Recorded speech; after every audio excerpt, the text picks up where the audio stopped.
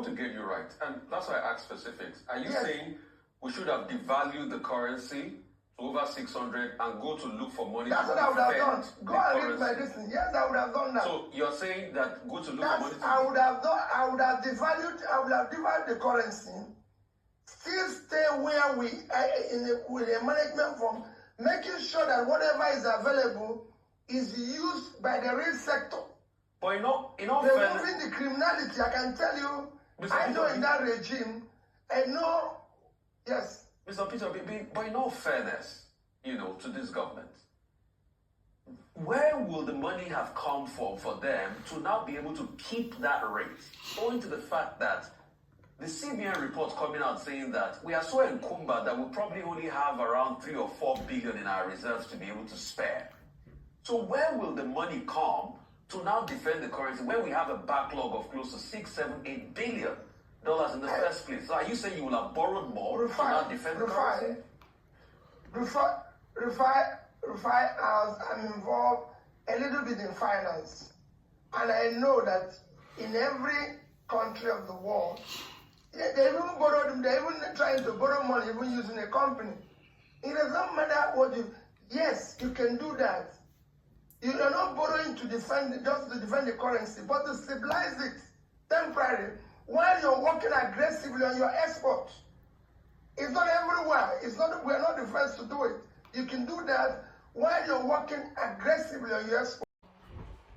Hello Africa, welcome to my channel.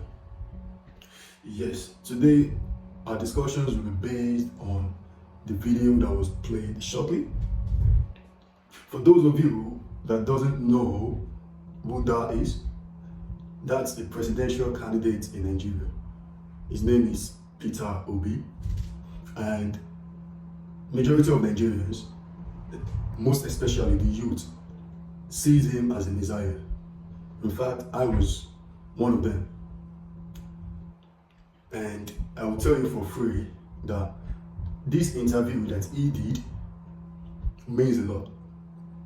And no matter where you are in Africa, whether you're from Ghana, Uganda, Cameroon, if your presidential candidate states that that is how he will control the exchange rate, you have just 2 options. One, you have to withdraw your support.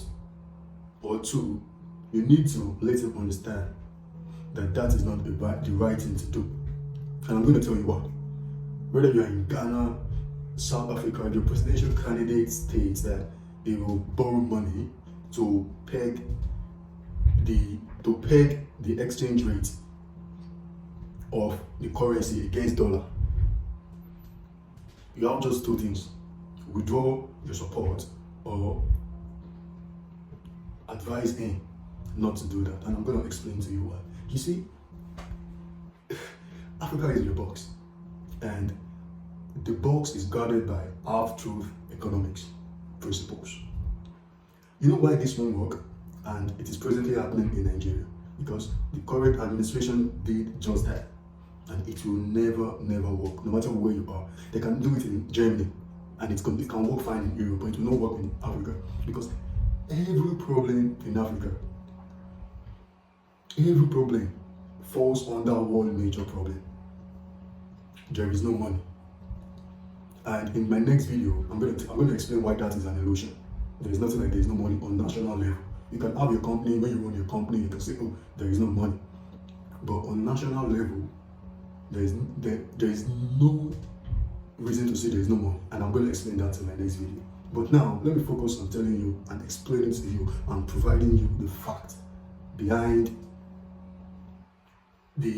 pegging the exchange rate and devaluing the currency, whatever you call it. You see, I'm gonna bring in Germany here and Nigeria as a case study to provide a proof to tell you that that is a wrong move, that any country in Africa that does just that will fail, no matter if the presidential candidate has good dates. If the presidential candidate wants to do best, wants to do a lot of stuff to favor the citizens of the country, if he makes that move, then it will not work. He will find out that everything he does, like maybe maybe any grants for farm, any construction, any schools, anything that will be done will not be enough. And this falls under what? Under the national budget. You see, the national budget for Germany is 477 billion euro. And Nigeria national budget as of 2024 is $34 billion. Have you seen the difference? And Germany is just like the population of Germany is not even half of the population of Nigeria, and their national budget is way more than Nigeria. That tells you something there. The major problem is money. Yes, Nigeria president might buy yachts, might waste a lot of money on a lot of stuff, but it's not a significant part of it.